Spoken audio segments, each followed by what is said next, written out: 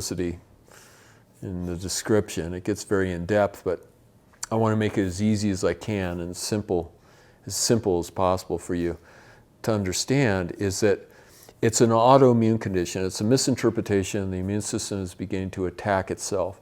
In this situation, it begins to attack the cartilage itself, and the cartilage becomes inflamed, and that's why we see a lot of disfigurement in individuals with rheumatoid arthritis. Generally, you'll note that the hands become disfigured in a sense to where the fingers will deviate, and the joints will become inflamed, red, and nodular.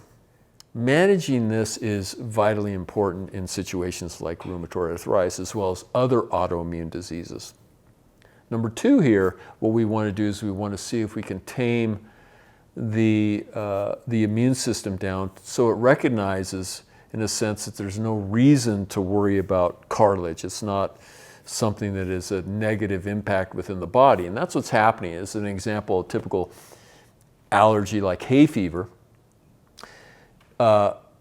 basically is elicited by a higher degree of or a hyper response to something that's really not harmful to our system. Like pollen's really not dangerous for us, but the immune system is interpreting it as being dangerous. And now what I do here as well with mushrooms, I'm going to put these in. I'm going to keep them half. I'm not going to slice them thin. I want these relatively thick for the salad.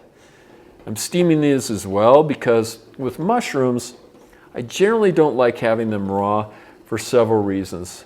Number one is to make sure that they're sterile, obviously, from the environment that mushrooms are grown in. And number two, once again, to release some of the cell wall, the components within the cell wall itself. So that's going to be enough, about 6 or so mushrooms. And we're going to let that steam for a period of about 10 to 15 minutes.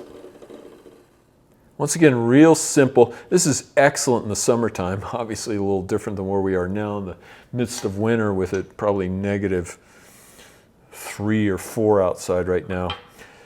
And we're going to take our salad dressing that we made. Let's give it a little stir. And I'm just going to drizzle this over. Now, as I've discussed in the series, foods that are extremely beneficial for managing rheumatoid arthritis, along with these, we can add supplementation that can fortify the treatment protocol with rheumatoid arthritis. Some mustards have sugar added. Remember, the simpler the food, generally the easier it is for you. The less ingredients, the healthier it is. So always try to keep that in mind. 2 eggs. And if you can, try to get organic eggs. Non-hormone. You've heard the spiel before. Let's do this. Right here. There we go.